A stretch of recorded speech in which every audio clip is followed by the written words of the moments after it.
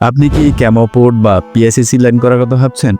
Confusion হচ্ছেন কোনটা করবেন, কেন করবেন, কোথায় করবেন?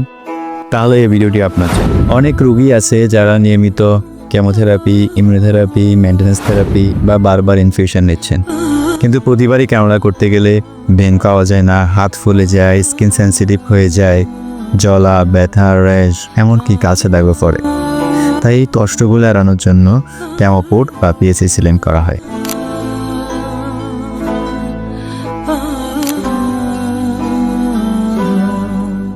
ক্যামোপোর্ট কেন করবেন? ক্যামোপোর্ট সাধারণত আমাদের বুকের উপর অংশে, শোল্ডার বা কাঁধের নিচে স্কিনের ভেতর বসানো হয়। বাইরে থেকে খুব একটা বোঝা যায় না, রোগী স্বাভাবিকভাবে হাঁটা চলা, গোসল, দৈনন্দিন কাজকর্ম করতে পারেন। বারবার ক্যানোলা লাগানো ঝামেলা নেই, ভেইন ও স্কিন সুরক্ষিত থাকে। শুধু থেরাপির সময় বা মাসে একবার মেইনটেনেন্স করলেই যথেষ্ট।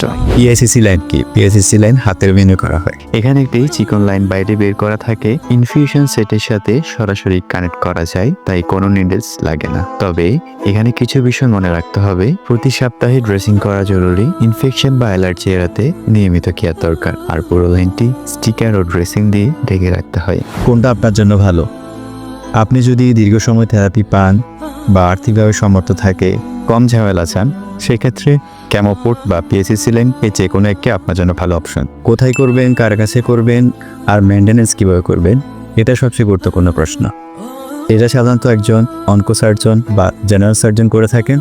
আর মেইনটেনেন্সের ক্ষেত্রে চট্টগ্রামে ক্যামোপোর্ট বা পিএসএসি লাইনের প্রপার মেইনটেনেন্স আমি নিজেও প্রফেশনালি করে থাকি।